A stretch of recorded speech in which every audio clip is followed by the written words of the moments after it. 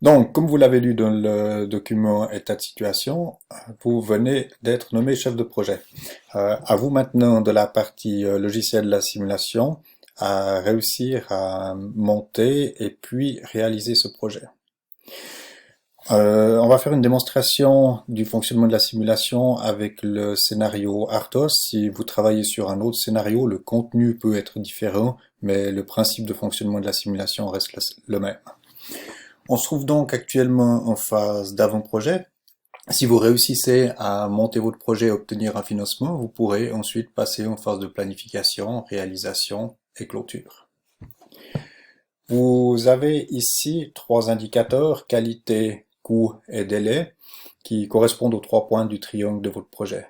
Ces trois indicateurs sont actuellement en grisé. C'est parce que pour le moment, on ne peut pas voir la qualité du produit que vous réalisez. Et pour les coûts et les délais, on va faire une comparaison entre le réalisé et le planifié, mais comme actuellement il n'y a rien de planifié au niveau des coûts et des délais, on peut pas faire fonctionner ces indicateurs, donc ils rentreront en fonctionnement lorsque vous arriverez en phase de réalisation. Vous avez ici deux autres indicateurs, direction et utilisateur, qui correspondent au soutien de la direction et au soutien des utilisateurs pour votre projet. Alors ça, c'est des indicateurs que vous n'avez pas forcément de la réalité, mais vous voyez bien la tête des gens lorsque vous discutez du projet avec eux et vous pouvez sentir s'ils vous soutiennent ou pas. Comme dans la simulation, vous pouvez pas voir la tête des personnes, on l'a remplacé par ces deux indicateurs, direction et utilisateur. Donc c'est des indicateurs de performance qui sont actuellement à 100, c'est-à-dire 100% ou 1, c'est-à-dire en situation normale. Et lorsqu'ils vont en dessus de 100 dans le vert, c'est-à-dire que les personnes vous soutiennent plus que la moyenne, et lorsqu'ils sont en dessous de 100, ils vous soutiennent moins que la moyenne. Vous avez ici 15 cartes temps. Ce budget temps, ça correspond à votre temps personnel de chef de projet pour réaliser l'avant-projet. On pourrait dire c'est une sorte de 15 demi-journées libres que vous avez pour réussir à monter cet avant-projet. Et vous allez voir que, comme dans la réalité, souvent c'est pas difficile d'avoir des idées. Ce qui est difficile, c'est de trouver du temps pour réaliser les idées. Et là, dans la simulation, vous aurez la même chose, plus d'options à disposition que de temps à disposition pour les réaliser. Vous avez ici une boîte mail et vous avez reçu un mail, deux mails même. Le premier mail, vous le connaissez, c'est le mail que vous avez retrouvé dans le document état de situation qui vous propose de mener à bien ce projet. À côté de la boîte mail, vous avez ici un onglet avec un ensemble de questions. Les questions, c'est des options qui vous sont proposées et sur lesquelles vous allez devoir prendre position. On vous propose par exemple de faire une évaluation des besoins des clients avec trois réponses possibles. Effectuer l'évaluation, mais ça vous coûte 3 cartes temps et 4500 de frais qui seront ajoutés au projet. Ou vous pouvez faire une évaluation sommaire qui vous coûte qu'une carte temps et 2000, ou bien pas d'évaluation. Et la même chose, vous pouvez choisir d'effectuer un prototype, de faire des analyses de faisabilité de marché, etc. À côté des questions, vous avez ici l'onglet Actions.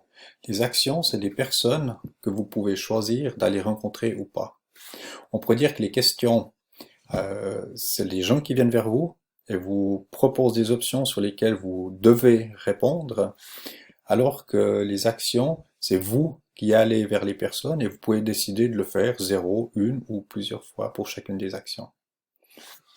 La première action, par exemple, vous pourriez rencontrer un ingénieur et un responsable commercial pour essayer d'identifier la durée des activités nécessaires à la réalisation du projet. Ou bien vous pourriez essayer d'identifier les enjeux du projet, ou bien vous pourriez aller solliciter une réunion formelle avec la direction générale afin de parler de votre projet, etc. À vous de décider qu'est-ce que vous voulez faire et dans quel ordre. On essaye de regarder ce que ça peut donner. On essaye avec celle-ci, aller solliciter une réunion formelle avec la direction générale d'entreprise. Euh, Évidemment que c'est pas une très bonne idée, on vient de recevoir le mail, on en a encore que peu d'informations, mais on va regarder ce que ça donne si j'essaie d'aller les rencontrer maintenant. J'obtiens une réponse. Nous ne comprenons pas vraiment de quoi il s'agit pour le moment, nous n'avons pas de disponibilité pour vous recevoir, mais revenez lorsque vous en saurez plus. Ouais, c'était peut-être pas une bonne idée de commencer par ça.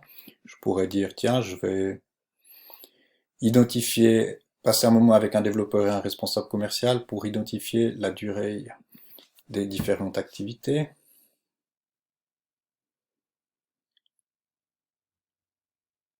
Vous constatez rapidement que vous ne pourrez estimer les durées des activités qu'une fois celles-ci identifiées. Vous ne consommez qu'une carte tome et n'obtenez pas vraiment de résultats. C'est vrai que j'avais ici une action qui était identifier les activités qui auraient été plus intelligent de faire avant identifier les durées. Je pourrais, par exemple, ici, rencontrer un membre de la direction, une rencontre informelle avec un des membres de la direction pour déjà lui parler un peu du projet. Je peux essayer de faire ceci. Je vais obtenir un résultat. Il me dit c'est intéressant, mais les enjeux sont encore flous. Venez me voir lorsque ce sera plus clair. Et c'est vrai que si je regarde, j'avais une action ici, identifier les enjeux du projet qui seraient plus intéressantes à faire avant d'aller rencontrer la direction. Je peux essayer de faire cette action. J'obtiens des résultats. Et si je reviens vers cette personne qui m'avait dit revenez me voir quand les enjeux seront plus clairs, et chaque personne, je peux aller la rencontrer plusieurs fois. Et vous voyez, j'obtiens une nouvelle réponse. Et son comportement, il change parce que j'ai fait quelque chose d'autre entre deux.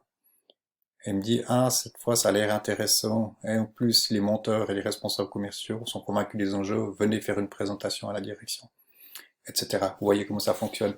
Et maintenant, si je retourne faire la présentation à la direction, probablement que comme il m'a invité, les choses vont changer. Je pourrais essayer de le revoir encore une fois. Je reviens vers la même personne, il me dit que c'était sympa, mais qu'il n'y a rien de nouveau depuis la dernière fois. Il vous a même semblé que, comme il n'y avait rien de nouveau, votre interlocuteur a eu un peu l'impression de perdre son temps. Parce qu'effectivement, je suis retourné le voir alors que j'ai rien fait entre temps. Voilà donc pour comment fonctionnent les personnes. Maintenant, je vous montre juste comment fonctionnent les questions.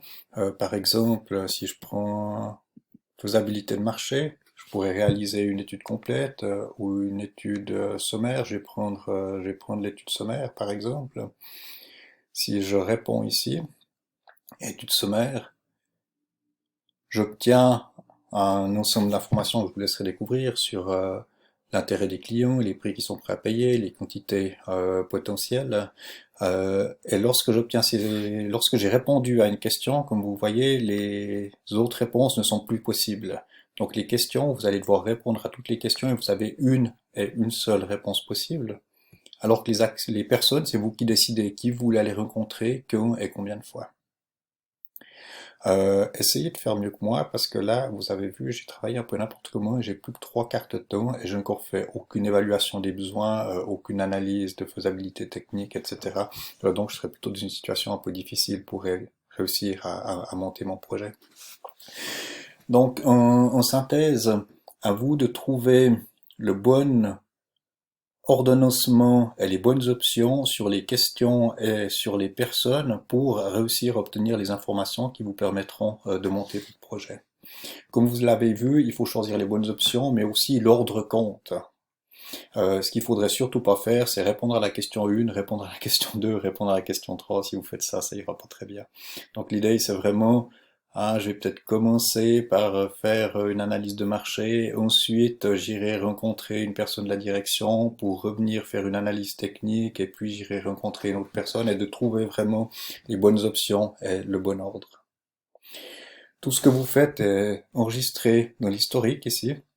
Et vous pouvez retrouver ici l'ensemble des actions que vous avez réalisées avec les résultats que vous avez obtenus. De l'onglet Accueil, vous avez un manuel pour la phase d'avant-projet. Je vous ai dit l'essentiel, mais vous trouvez encore un résumé de tout ceci dans le manuel. Et dans le manuel, vous avez aussi une FAQ. Bonne chance!